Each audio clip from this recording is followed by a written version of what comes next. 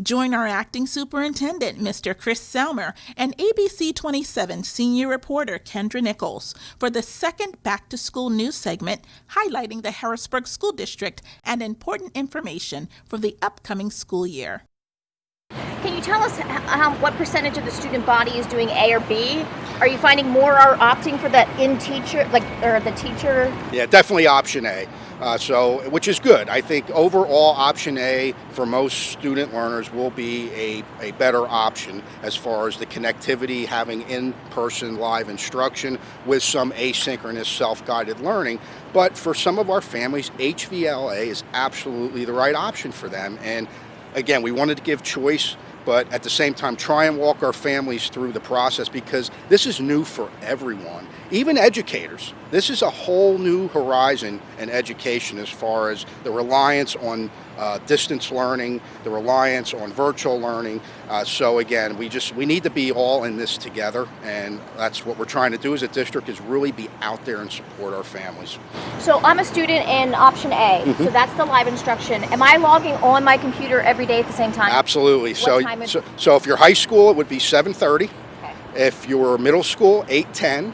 And if you're elementary, 8:50. So you're going to start with a half hour of, I'll call it a quasi homeroom, social emotional learning time.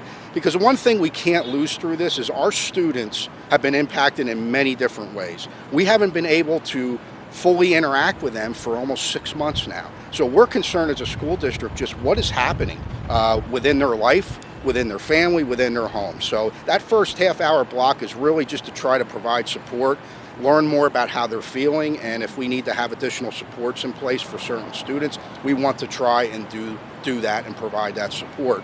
And then there'll be large blocks, math block, there's going to be an ELA block, social studies, science, there's going to be a specials block, but we're trying to, and then there's a lunch block of 1 hour in every schedule because we are going to have grab-and-go meals available on a Tuesday and a Thursday. And so that will start on September 1st, this coming Tuesday. We continued the distribution throughout this summer, but we're going to go back to 2 days a week. So that hour block will allow families, students, if they need to come to the building to grab and go lunch. It'll be a breakfast and a lunch. So on a Tuesday, they would get multiple meals. So they'd have Tuesday, Wednesday. If they come on a Thursday, they would get enough meals for Thursday, Friday, Monday. Okay. And so we're going to provide that support through, as long as we're remote and in this situation. The food insecurity situation is real in Harrisburg, and we want to do what we can to help hopefully close the need as well. The teachers doing the instruction, are they going to be in the school buildings or are they instructing from home? It's going to be a blended model to start. But yes, they will be in school buildings and they'll be instructing remotely from home. It's going to be a mix to start. As long as things go well, we're going to start to continue having them in more days, actually in the brick and mortar, because we want to be ready as soon as we can flip that switch, so to speak, and start bringing students back. The teachers will be on that same hybrid schedule. So then it's just a matter of, picking up our students, letting them come into our buildings, and then we're ready. Any idea what this cost will be like to the district, or we don't know yet? When you say cost specifically, I for know devices PPE, cleaning. I know you'll have the teachers in the building, so I'm assuming some cleaning will be happening. Yes, there's going to be a different cleaning schedule has been happening and will continue to happen. From a device perspective, we still have one more order of devices that we will need to do, but again, we were able to offset some of that with grant funding. But yeah, I think the devices will probably, when all said and done, a rough estimate will probably be close to $1 million in devices when this is all said and done. And so it's a significant investment, but I believe it's one that when we come out of COVID, will be a very, we're going to learn some lessons through this. And one thing as a school district that we've been talking about, even before COVID, was how could we be more fluid with our educational process? How could we be more accommodating for some of our student learners, specifically at the high school? You have students that have to work to support their family. They have to watch their siblings. They have tremendous adult-like responsibilities, and for them to go to school 7 to 3 just doesn't work. It isn't that they don't want to be there. In some cases, they can't be there.